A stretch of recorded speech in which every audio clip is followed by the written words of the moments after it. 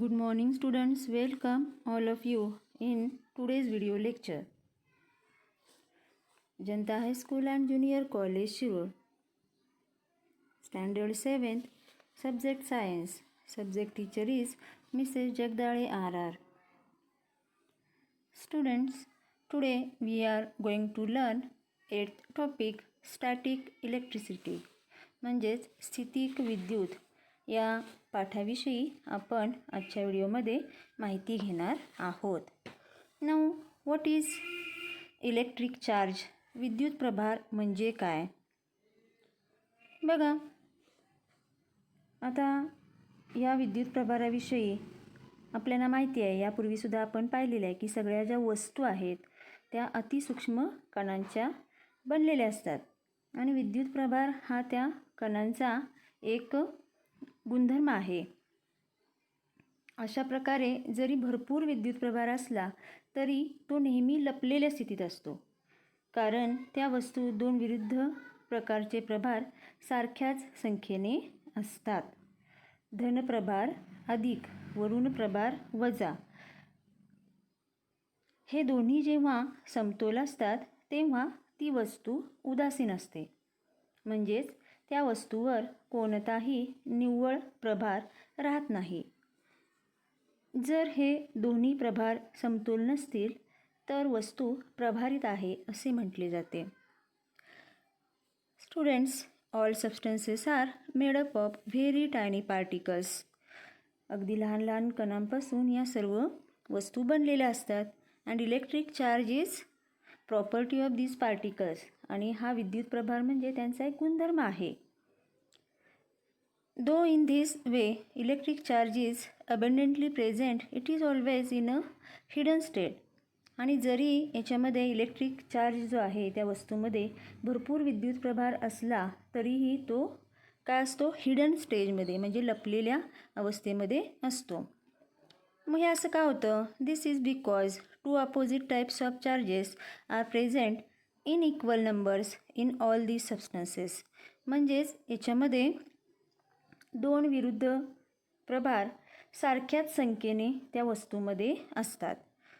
When the positive charge plus and negative charge minus on the object are balanced, the object is neutral. आणि त्या वस्तूमध्ये असणारा धनप्रभार आणि ऋणप्रभार हे दोन्ही जेव्हा संख्येने समान असतात, हे दोन्ही जेव्हा समतोल असतात तेव्हा तो जो ऑब्जेक्ट आहे तो न्यूट्रल आहे, म्हणजेच तो उदासीन आहे असं आपण म्हणतो. That is there is no charge on the object. म्हणजेच त्या वस्तूवरती कोणताही चार्ज नाही. पण काय होतं बघा, if these charges are not balanced the object is said to be charge. आणि या वस्तूमध्ये असणारे जे धनप्रभार आणि ऋणप्रभार जर संतुलित नसतील तर त्यावेळेस ती वस्तू काय होते? प्रभारित होते. Then that object is said to be charged. Now there is one activity. Rub one end of a glass rod against a silk cloth. Due to the rubbing, a small charge will get transferred from one object to the other. बघा, या कृतीमध्ये आपल्याला काय करायचं आहे? एक glass rod घेऊन रेशमी कपड्यावरती घासायचा आहे आणि यामध्ये घर्षण क्रिया झाल्यामुळं काय होतं? प्रभार एका वस्तूवरून दुसरीकडे जातो. त्यामुळे या दोन्हीही वस्तू, म्हणजे हा ग्लास रॉड आणि हे रेशमी कापड, दोन्हीही वस्तू काय होतं? प्रभारित होतं. As a result both the objects will become somewhat charged. Suspend this rod freely in air with the help of a thread. Now charge another glass rod in the same manner and bring it near the suspended rod. आता जो glass rod आपण प्रभारित केलेला आहे तो दोऱ्याच्या साह्यानं काय करायचं आहे? अडकवायचा आहे. आणि आता असाच एक दुसरा ग्लास रॉड घ्यायचा आहे आणि पुन्हा तो सिल्क क्लॉथवरती रब करून घ्यायचा आहे, म्हणजे घासून घ्यायचा आहे. घासल्यानंतर पुन्हा हा रॉडसुद्धा काय होणार आहे? चार्ज होणार आहे. आणि हा चार्ज झालेला जो ग्लास रॉड आहे तो अडकवलेल्या रॉडच्या जवळ आणायचा आहे. तर काय आपल्याला पाहायला मिळतं? तर बघा, याच्यामध्ये two rods carrying similar charges push each other away. This is called repulsion. म्हणजेच इथं दोन्ही ग्लास रॉडवरती एकाच प्रकारचा चार्ज तयार होतो, एकाच प्रकारचे प्रभार तयार होत असतात आणि एकाच प्रभार असलेल्या ह्या ज्या दोन कांड्या आहेत त्या एकमेकींना दूर ढकलतात आणि याला प्रतिकर्षण असे म्हणतात. म्हणजेच याला आपण रिपल्शन म्हणतो. रिपल्शन म्हणजे आता या दोन्ही ग्लास रॉडवरती सेम चार्ज आहे आणि हे सेम चार्जेस काय करतात, पुश ईच अदर अवे, म्हणजे एकमेकांना ते दूर ढकलतात आणि ही जी प्रक्रिया आहे त्याला आपण रिपल्शन म्हणजेच प्रतिकर्षण असे म्हणतो. Now take a plastic rod, rub one of its ends against a woolen cloth. Bring that end near the suspended glass rod. Now, what do you see? The two rods are pulled towards each other. आता काय करायचं, एक प्लास्टिकची कांडी घ्यायची आहे आणि तिचं एक टोक जे आहे ते लोकरीच्या कापडावरती घासायचं आहे आणि ही जी प्लास्टिकची कांडी आहे ती आपण अडकवलेल्या काचेच्या कांडीच्या जवळ न्यायची आहे आणि या दोन्ही कांड्यांच्यामध्ये काय परिणाम पाहायला मिळतो त्याचं निरीक्षण करायचं आहे. तर या जर दोन्ही कांड्या आपण पाहिल्या तर ह्या दोन्ही कांड्या एकमेकीकडे आकर्षित होतात, एकमेकीकडे ओढल्या जातात. Rods carrying opposite types of charges get pulled towards each other. This is called attraction. म्हणजेच काय तर विरुद्ध प्रकारचे प्रभार असलेल्या कांड्या एकमेकांकडे ओढल्या जातात, यालाच आकर्षण असे म्हणतात. याला आपण अट्रॅक्शन असं म्हणतो. The scientist Benjamin Franklin named the electric charges positive charge and negative charge. तर हे जे विद्युत प्रभार आहेत त्यांना धनप्रभार आणि ऋणप्रभार अशी नावे बेंजामिन फ्रँकलिन या शास्त्रज्ञानं दिलेली आहेत. Students, now what is the origin of an electric charge. म्हणजे हा जो विद्युत प्रभार आहे त्याचा उगम कसा झाला किंवा कसा होतो. Students, we know all substances are made up of particles and these particles are ultimately made up of very tiny atoms. आपल्याला माहिती आहे की सगळे पदार्थ हे कणांच्यापासून बनलेले असतात आणि हे कण पुन्हा अतिसूक्ष्म अशा ॲटमपासून म्हणजे अणूंच्यापासून बनलेले आहेत. आता स्ट्रक्चर ऑफ ॲटम हे आपण पाहणार आहोत. आता या ॲटममध्ये नेमकं काय असतं बघा. Atom contains a stationary positive charge and moving negative charge.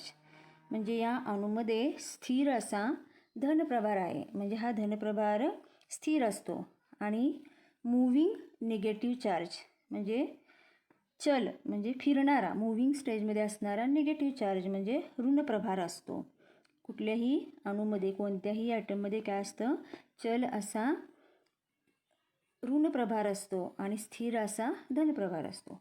These two charges being perfectly balanced and atom is electrically neutral.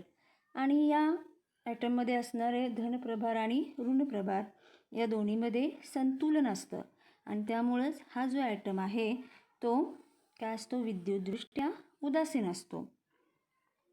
All objects are made up of atoms which means that they are electrically neutral. Then how do objects become electrically charge.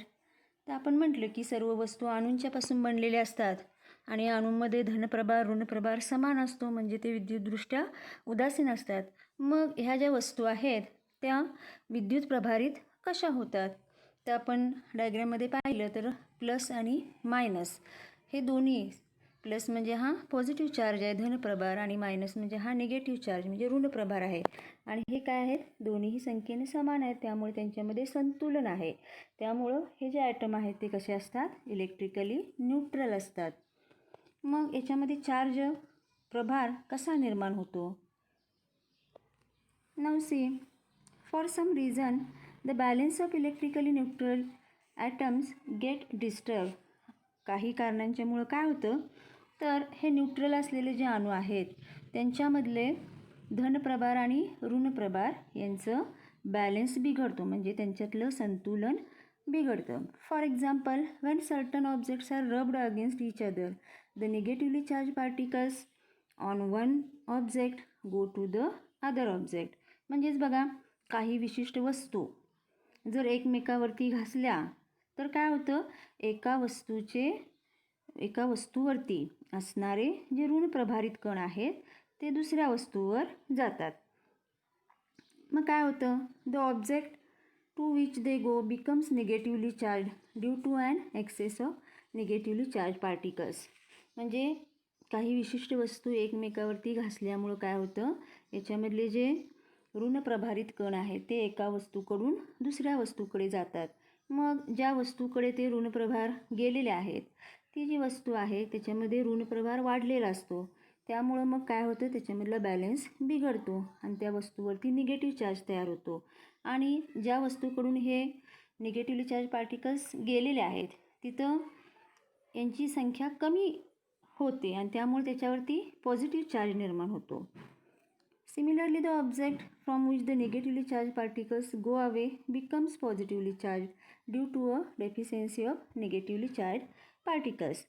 आणि हे जे negatively charge particles आहेत, ज्या वस्तूवर गेले ती वस्तू अतिरिक्त ऋणकणामुळे ऋणप्रभारित होते. तसेच ज्या वस्तूवरून ऋणकण गेले ती वस्तू ऋणकणांच्या कमतरतेमुळे धनप्रभारित बनते. म्हणजेच काय बघा, it means that of the two objects being rubbed one becomes positively charge and the other negatively charge. याचाच अर्थ असा की ज्या दोन वस्तू घासल्या जातात त्या दोन्ही वस्तूपैकी एक वस्तू धनप्रभारित होते आणि दुसरी ऋणप्रभारित होत असते. Students, now we have to understand about the frictional electricity.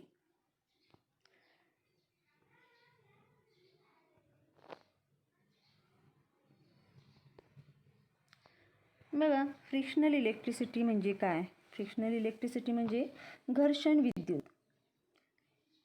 The electric charge generated by friction is called frictional electricity.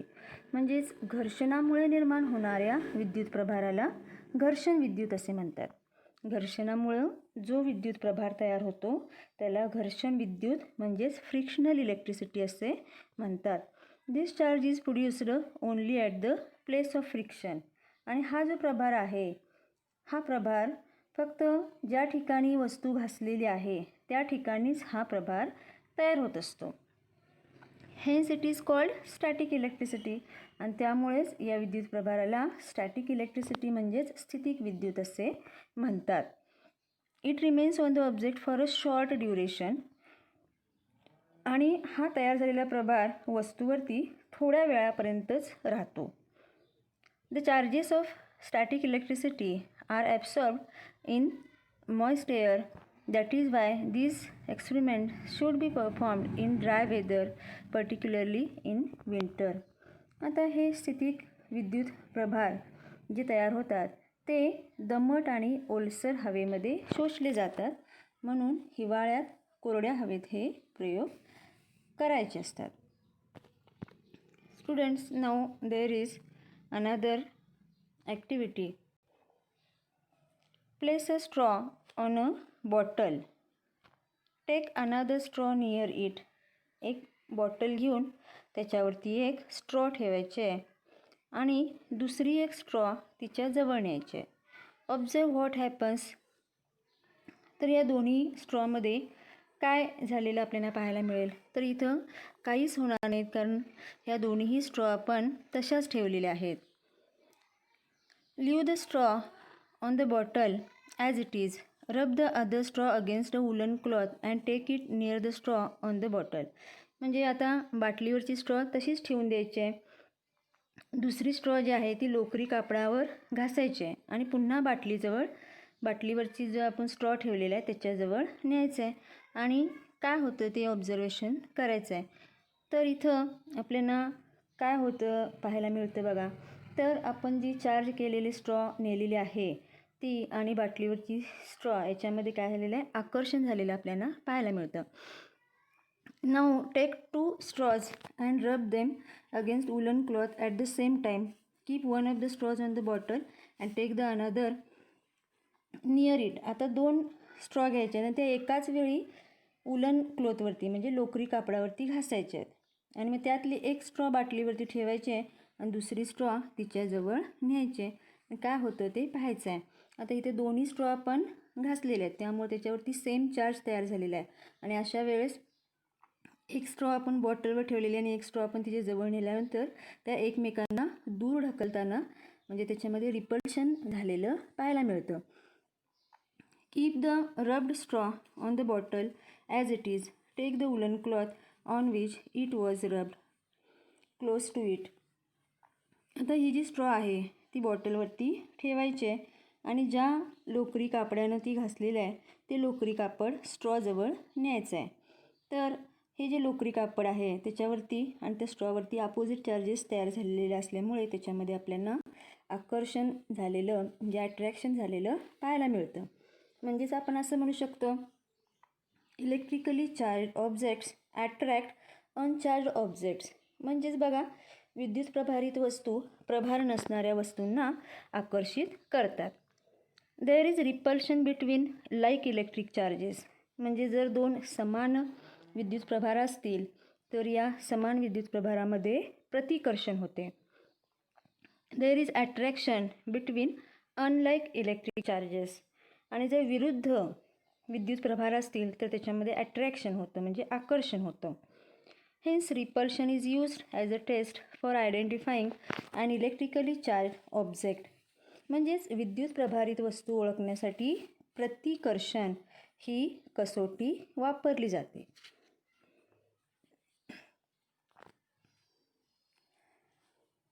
Students, there is some another activities. See here, rub a plastic comb against paper. Touch this comb with another uncharged comb. Take the other comb near some pieces of paper. What happens? म्हणजे आता इथं कंगव्याच्या साह्यानं एक छोटीशी activity करायची आहे.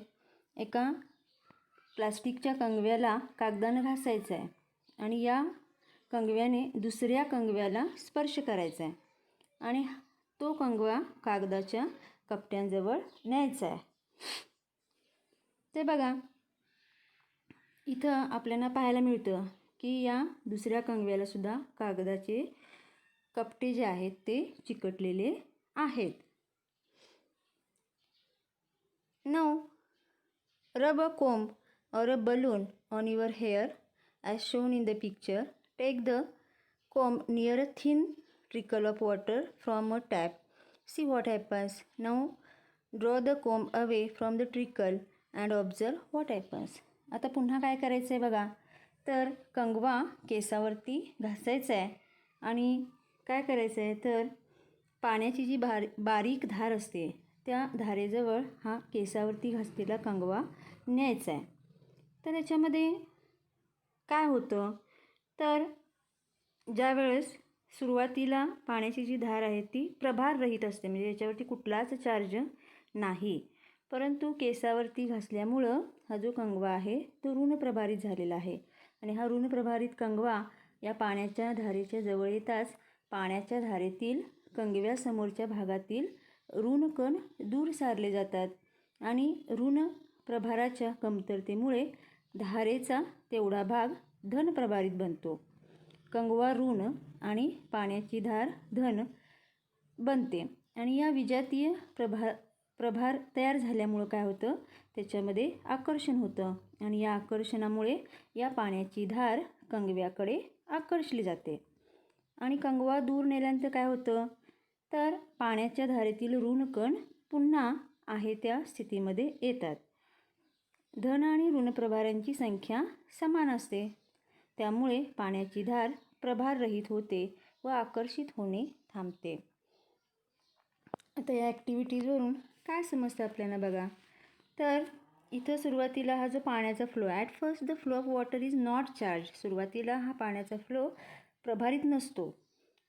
When a negatively charge comb comes near the flowing water the negative particles in it nearest the comb are pushed away, that part becomes positively charged due to a deficiency of negative charge. म्हणजे ही जी पाण्याची धार आहे ती कशी होते, धनप्रभारित होते आणि आपला जो कंगवा आहे तो ऋणप्रभारित आहे.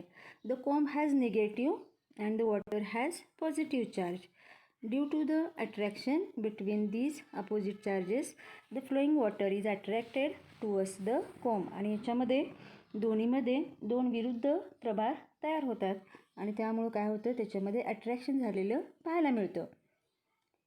Wien the comb is taken away, म्हणजे ज्यावेळेस आपण हा कंगवा बाजूला सारतो त्यावेळेस काय होतं, the negative particles in the flowing water come back to their original position. म्हणजे जे दूर ढकललेले जे ऋणकण आहेत ते पुन्हा आहे त्या ठिकाणावरती येतात. And positive and negative charges become equal in number.